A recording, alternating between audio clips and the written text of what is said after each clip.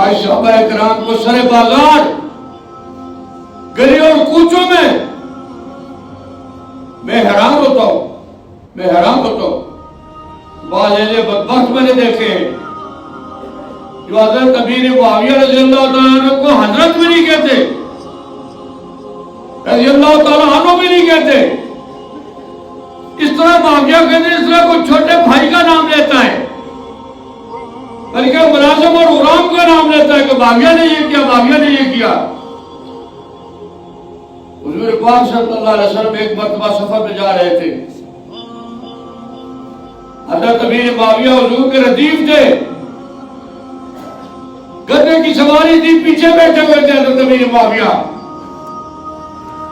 حضرت امیر معاویہ رضی اللہ تعالیٰ عنہ کا پیٹ تھوڑا سا بڑا ہوا تھا، وہ بار بار حضور کے ساتھ ٹکراتا تھا۔ حضرت امیر معاویہ کا پیٹ حضور کے ساتھ ٹکراتا تھا، وہ اپنی سانس کو روک کے اپنے پیٹ کو حضور سے دور رکھتے تھے۔ حضور نے فرمایا میرے معاویہ کھلا سانس لو، تمہارا پیٹ میری پیٹھ کے ساتھ ٹکرائے تاکہ اللہ تعالیٰ تم پر دوزخ کی آگ کو آرام کرے۔ آج اس کے بارے میں جتنے ازلیات اور خرافات بکی جا رہی ہیں آدمی سن نہیں سکتا۔ حضرت عثمان کے بارے میں جو کچھ کہا جا رہا ہے آدمی سن نہیں سکتا۔